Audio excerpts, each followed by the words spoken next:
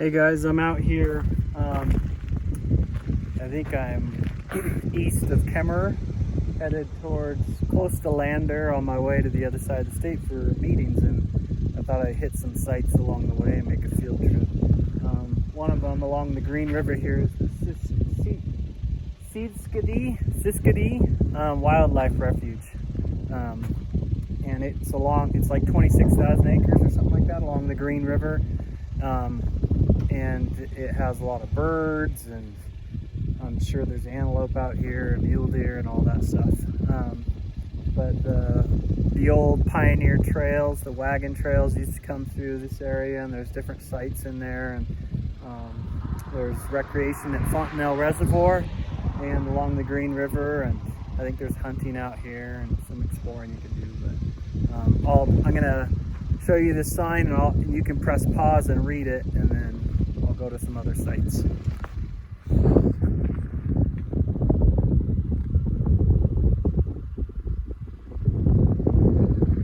Okay, so if you didn't get a chance to read that, just rewind slightly and or move the thing back and press pause, and you can read it all. And we'll hit some more sites as I continue moving across the middle of the state here. It's kind of stormy today. I drove through snow and a little bit of rain. It's kind of cold. Here's some more information about the refuge. You can see along the Green River there, the map. If you want to look at that longer, you can press pause and look at it. And then they have some interesting stuff. You can press pause and read that if you want.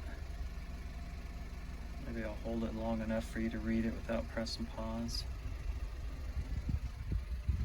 You can press pause and read that.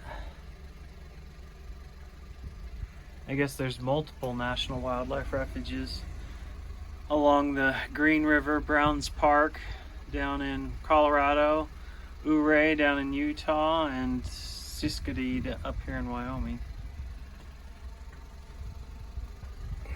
You can read that. And then you can read that. There's wildlife refuges. These are federal, so the national government maintains these, and you can see where they are everywhere.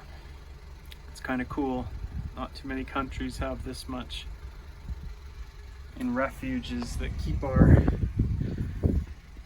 our animal wildlife secure. So you can press pause and read these, and then you can press pause and read these.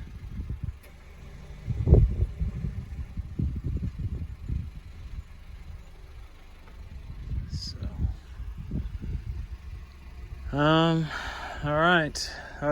Here's things you can do on the refuge. You can press pause and read that if you're interested.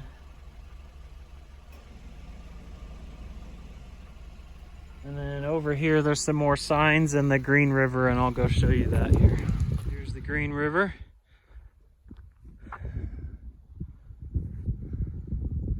Green River starts in the Wind River Mountains. I've taken you to those headwaters at Green River Lakes. And it ends up merging with the Colorado River down in Utah, and then heads towards the Gulf of California down there in Mexico. You can read this. You might have already read this type of information, but you can press pause and read it.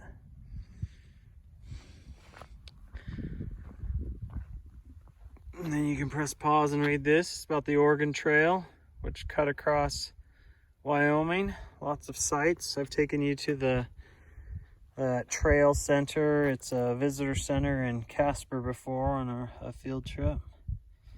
So we're right here at Lombard Ferry, and I think there's a sign over here that talks about Lombard Ferry. So this is a historic site. This is the Oregon Trail, and Pioneer Trail came across. I think there's a Lander cutoff, which is what we're on. It goes through my valley in Star Valley. But somewhere right in here there was some type of Lombard Ferry overland to Zion. So this is about the Mormon pioneers, the Church of Jesus Christ of Latter-day Saints there, that's down in Utah.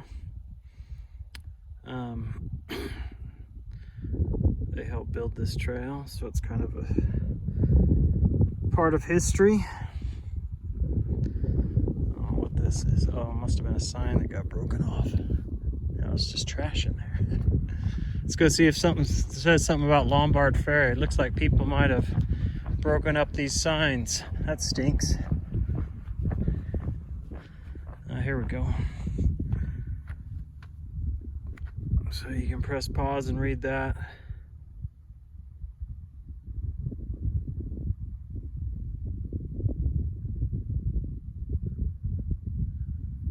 Oh, it looks like the ferry must be up here a little ways. I'll go turn off my car and then run up there. Run up the path here, and another sign about fording the green. You can press pause and read that. I was running, so it's hard to breathe. So sometimes it could be kind of dangerous. So the water levels will be up high or down low depending on the time of the year. Still breathing hard from running. And when it was low, they probably found shallow spots in the river and forded easily, but when it might have been high and difficult, probably low spots. Here's some ducks that were down in the river's edge there. They're swimming away. They're gonna float down river or fly out because I think I'm spooking them. Let's go see what there is to see about the ferry that used to be here a long time. Here in the middle of the state, wide open country, no towns nearby. 150 years ago, or however long it's been, they would have to have somebody live here and take care of a ferry for the occasional wagon train that came by would have been kind of a big deal. Other than just trying to survive, I think it would have been calm and peaceful out here, kind of cool. But this is a replica of what the ferry might have looked like. So you'd have big logs underneath there, strung together, and I'll put this down in here so you can see. So logs strung together, and then cross logs on top, and then that probably would have been it. But if they could have made some planking, they might have put planking on top, and if they could, put some side rails. But and then they'd either use poles and push across if they could, and they'd usually have a point up high and float down and across and use poles to push it, or even animals to pull it, or they'd have a long rope and they'd use the rope to cut across, and then they'd use the current to float across and then push up into an eddy and cross and hit the far bank. And then usually they would use horses to draw it up, or mules to draw it up the side of the bank, or even use that rope to pull it back across, some type of pulley system or whatever. Different methods, but basically you're floating down and across and floating down and across, and you'd have the 2 points. Hopefully I explained that correctly. But would have been a pretty place to live, and kind of a cool little business here to ferry people across the river. Looks like there's a little foot trail that keeps on going out. But anyway, that's the Green River coming out of the Wind River Mountains and headed through Wyoming, Utah, I think Arizona, is that right? And then California, and then the Gulf of California, I believe. Actually, I read a pretty interesting book a while back called River by Colin Fletcher, and he tried to take his raft. He'd never really rafted before, but he taught himself, and he's an explorer. And over the last 30 years, 40 years, 50 years maybe, he'd been exploring different parts of the Americas and doing cool things. Kind of a modern day explorer. And he tried to find the headwaters of the Colorado. He kind of picked what he thought was the headwaters and then floated down. Was it the Colorado? Yeah, it was. And the Green River and then Colorado River, and worked his way all the way down. And by the time he got to California, so much water is drawn off of the Colorado River now that for crops and cities, that the river no longer reaches the Gulf of California there. In Mexico, it dies out. So he kind of dragged his raft through a series of irrigation canals and marshes and stuff like that. But realistically, the river was dead. It's kind of an interesting book, but it was about his journey and then a history of the river and the different peoples, and really fascinating for you older kids. Probably a high school, college level read. So, all right, I'm freezing. My hands are numb because it's so cold. At least the wind's not blowing. But that's Seedskadee. I think I said that right.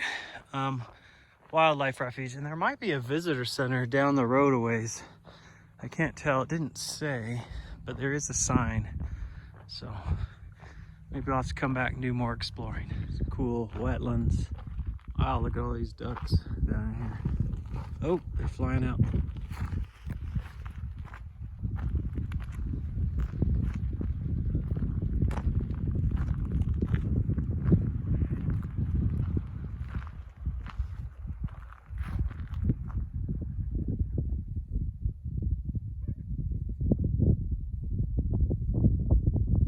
Ducks out there. A ton of them were flying around. Most of them stayed on the river, but that flock that spooked out of here, there's still some sitting down there. Those look like, I call them, well, I don't know what they are. They're a smaller dark duck down there. But it looks like there's a whole bunch of mallards, and that's what flew off. But I can see hundreds of ducks all along the river, through here, down here, and all the way around the bend. But looks pretty cool. It's pretty out here. There's some signs over here. That's the park headquarters, or not the park, but the headquarters. I was just driving down the road to see if there might be a little visitor center or something. But let's read this. You can press pause and read that. Press pause and read that.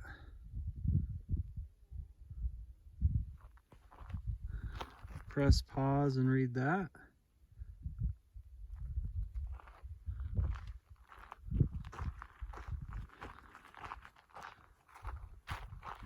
Trumpeter swans at Seedskadee. You can press pause and read that. You can press pause and read that. You can press pause and read that. Look at that. They live to be sometimes 18 years old. It's kind of cool. All right, storm's coming. I can see the rain coming. Let's go see if there's a visitor center, then get out of here. So I made it out to those buildings here, and it's the National Wildlife Refuge Environmental Education Center out here above the river. Looks like there's a house of some kind for employees that live and work out here. Oh, it says it's closed, darn it.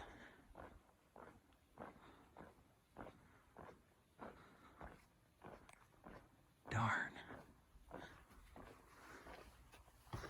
So you'll have to come back on your own time.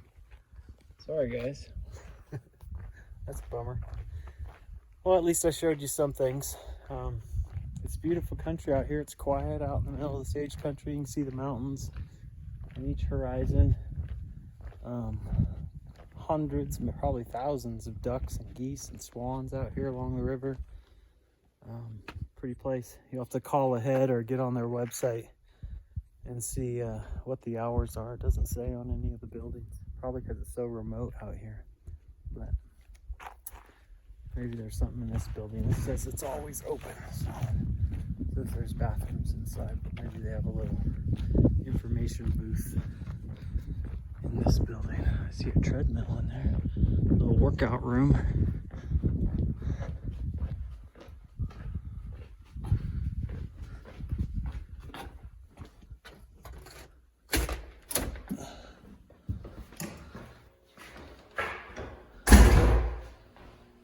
Looks like they just have a little meeting room in there, probably for groups to come, probably education groups to come in and do different things.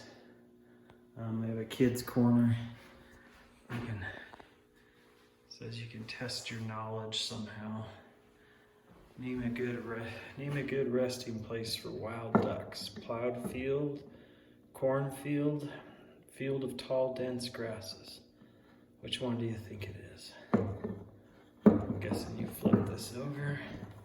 C, field of dense grasses. Alright, let's see.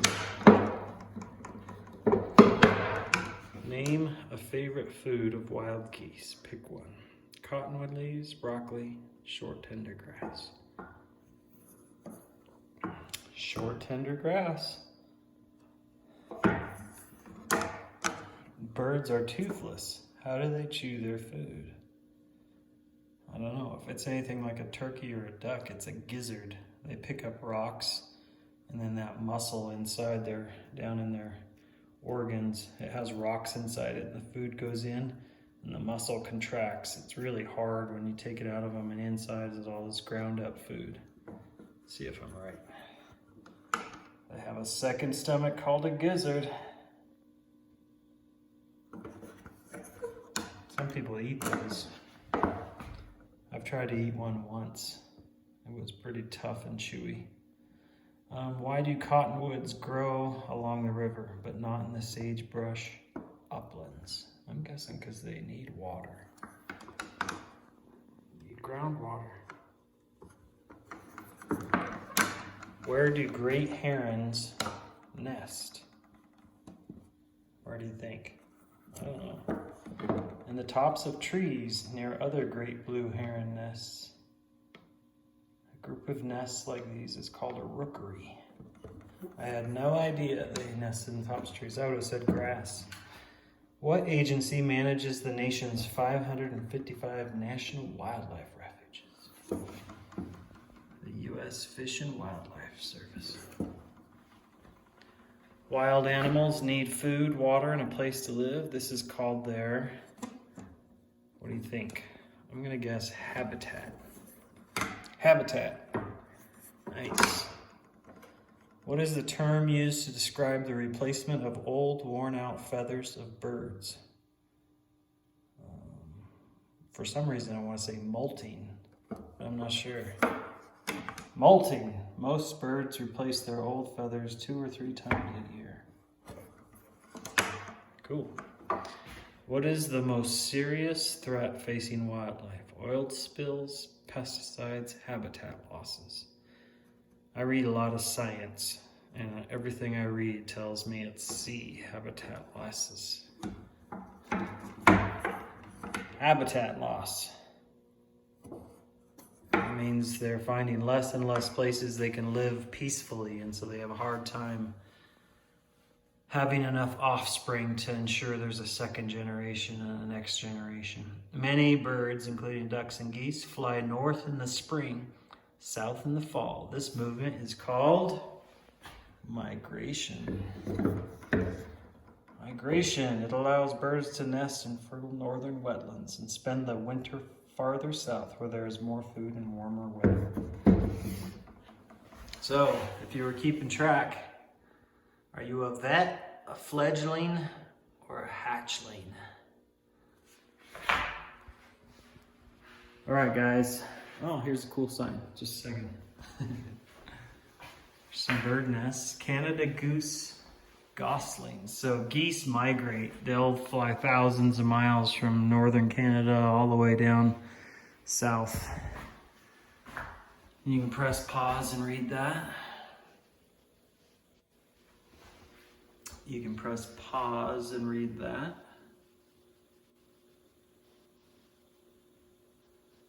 You can press pause and read that.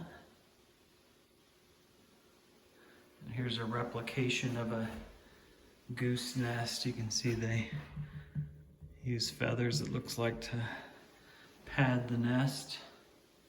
It's kind of cool. They have a ton of brochures here that you can read about if you want. Here's one about Seedskadee.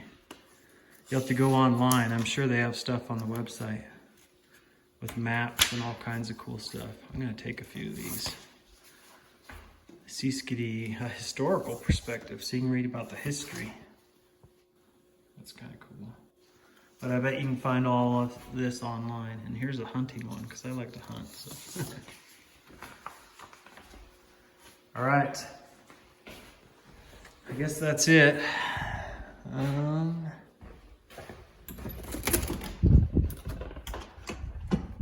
Well, everybody,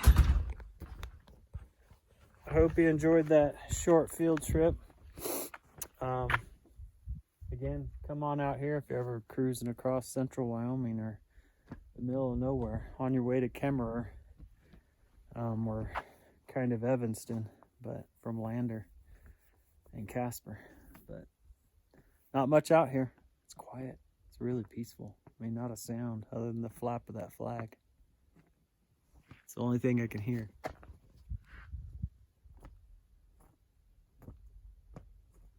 Cool. Thanks for coming, guys.